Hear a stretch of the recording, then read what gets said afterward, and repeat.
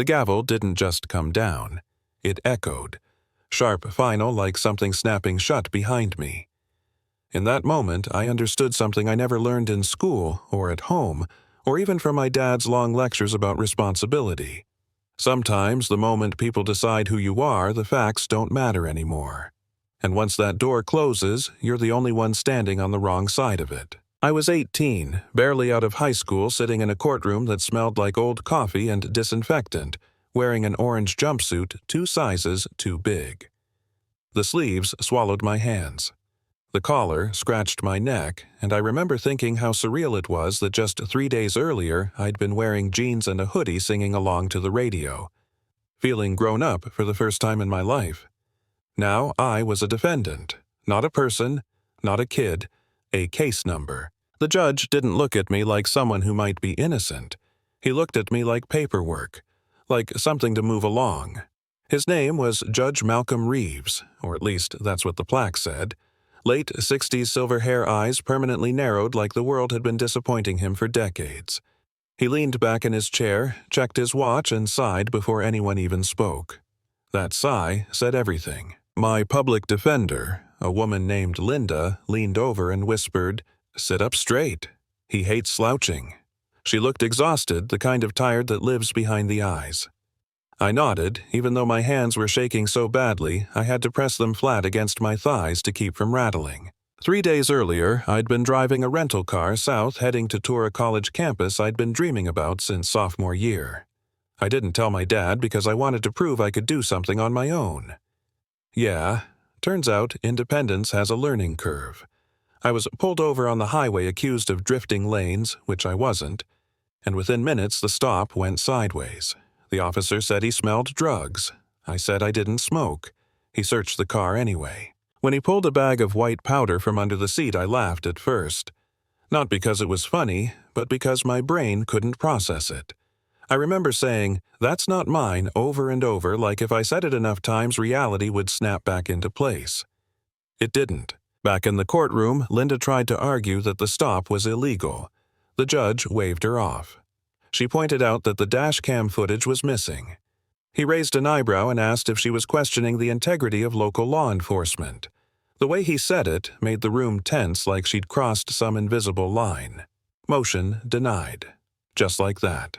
The prosecutor smirked. He was young, confident, polished. He talked like someone who'd never been told no. The officer took the stand and lied without breaking a sweat. Said I was nervous. Said I was evasive.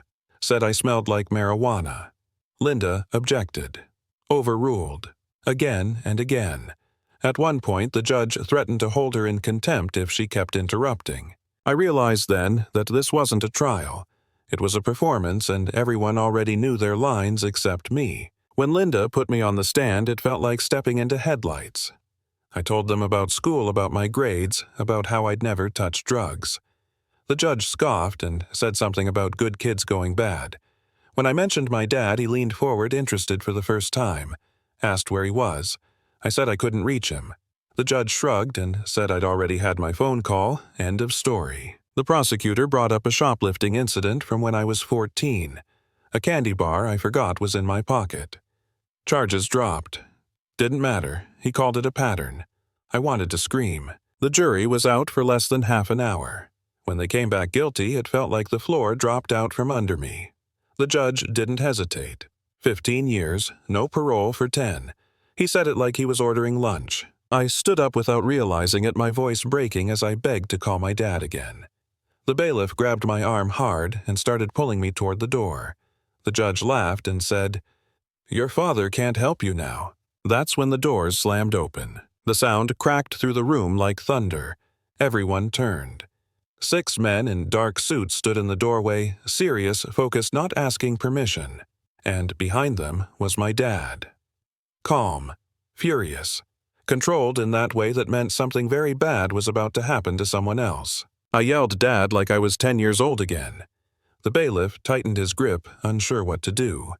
My dad didn't raise his voice at first, he just said, "Let her go." When the bailiff hesitated, my dad added, "Now." The judge tried to reassert control, banging the gavel, shouting about contempt. Deputies reached for their weapons. The men, with my dad, didn't. They just made it very clear they could. My dad walked down the aisle, slowly pulled out his badge, and said his name. Then he said he was the Attorney General of the United States and that this courtroom was now under federal jurisdiction. You could feel the air change. What happened next didn't feel real. Screens came on. The dash cam footage wasn't missing. It was pristine. It showed me driving straight, signaling, singing along to the radio. Then it showed the officer reaching into his own car and sliding the bag under my seat. Someone gasped. Someone swore under their breath. The officer tried to leave. He didn't get far. My dad didn't stop with my case. He laid out numbers, patterns, conviction rates that made the judge's face drain of color. Case after case. Same officers, same outcomes. Kids mostly. Poor, minorities, no resources, easy convictions. The judge started talking fast, backpedaling, claiming ignorance. It didn't work. He was arrested in his own courtroom, handcuffed, led away past the same table where I'd been sitting minutes earlier. I didn't feel joy watching it happen. I felt something heavier. Relief mixed with anger, mixed with a quiet, terrifying question. How many times had this happened before me? The days after blurred together. News trucks, interviews, headlines, people calling me brave. I didn't feel brave. I felt lucky. On one show, I talked about a girl I met in the holding cell. She didn't have anyone coming for her. That clip went viral. Suddenly, people were paying attention. Investigators tore the town apart. Cases were reopened. Sentences overturned. One morning, I stood outside the courthouse and watched a bus pull up. People got off crying, laughing, collapsing into their families' arms. Lives restarted in real time. Linda, my public defender, got promoted. She cried when she told me. Said she'd been shouting into the void for years. The judge went to federal prison. Life sentence. The irony wasn't lost on anyone. Months later, I sat on the porch with my dad working on my college essay. Describe an event that changed your worldview, the prompt said. I told him I used to think justice was automatic, like gravity. Always there, always fair. Now I know it's built by people and people can break it, or fix it. I'm studying law now. Not because I want power, but because I've seen what happens when no one's watching. And I know my story ended differently than most. That's the part that still haunts me. So let me ask you something. How many people are sitting in cells right now because no one kicked the door open for them? How many judges, officers, prosecutors are counting on silence to keep things running? If this story made you angry, it should. Drop your thoughts in the comments. Argue about it. Share something you've seen or lived through, because the only thing corruption needs to survive is people looking away.